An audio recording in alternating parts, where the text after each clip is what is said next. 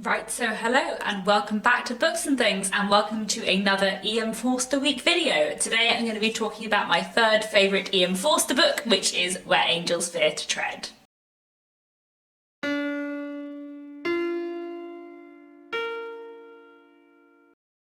They were all at Charing Cross to see Lilia off. Philip, Harriet, Irma, Mrs. Harrington herself. Where Angels Fear to Tread was E.M. Forster's first novel. It was originally published in 1905 and it is my third favourite E.M. Forster book. I'm really fond of this one and I feel like it's quite underrated as well. Like I feel like I hear this spoken about less, but actually there's something about it that I just really love. Where Angels Fear to Tread is set partly in England but mostly in Italy. And we're following various characters, quite a lot of different characters actually. You'll have heard the first sentence like introduces several at once.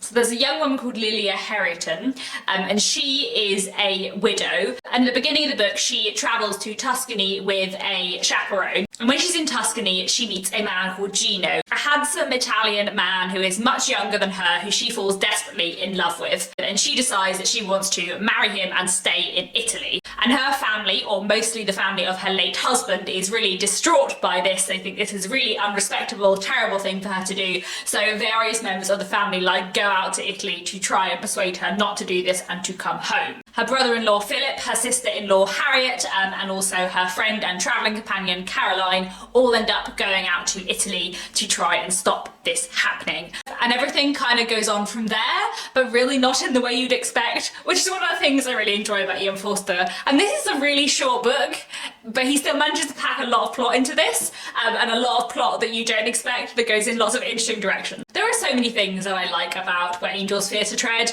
I think it is a wonderful book for its atmosphere and the way it explores Italy and the kind of differences between Italian and British culture at this point in time. I think, again, that look at culture clash, which E.M. Forster does so well, is really interestingly explored in here. I also think the way it looks at kind of like class and respectability and what is and isn't proper is really interesting. The idea that Lilia has fallen in love with this man and it's just completely improper and not what her family think is right at all, and they have to try and find this way to stop it. That her relationship with this man is so unrespectable from their perspectives, and I think the way that is explored and many things that come out of that further on in the novel is just really interesting and just fantastically and wonderfully explored by E.M. Forster. I also think the characterization in this book is really clever.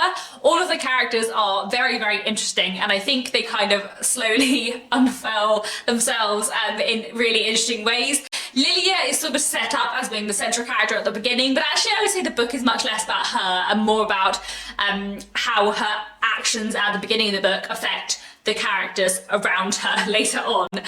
Philip is a very interesting character, Caroline is very interesting, Harriet too, Gino, the Italian man who Lilia falls in love with, is quite an interesting character too, and how you kind of get to understand him a little bit more as the book goes on, I think is really well done.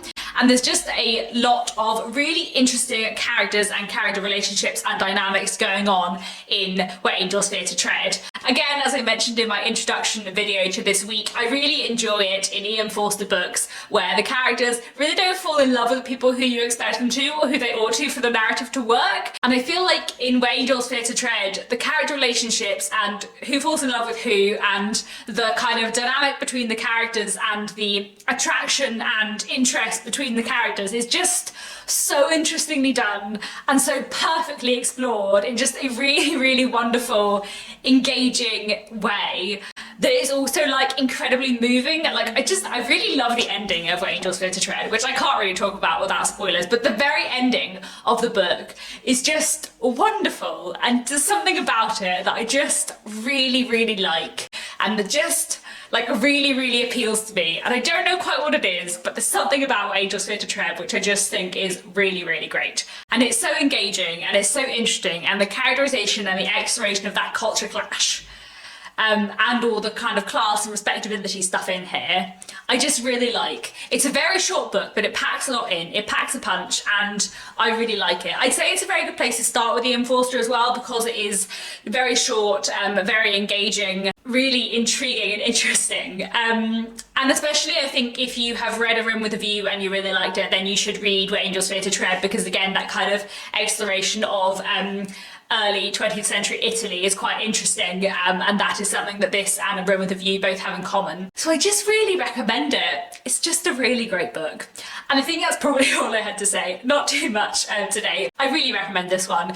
It is short, but it does everything that it sets out to do really, really well. So that's it for today. Thank you very much for watching. Please let me know if you have read Where Angels Fear to Tread and if you enjoyed it. And that's it for now. Thank you very much for watching, and I'll be back tomorrow with another Ian Forster Week video.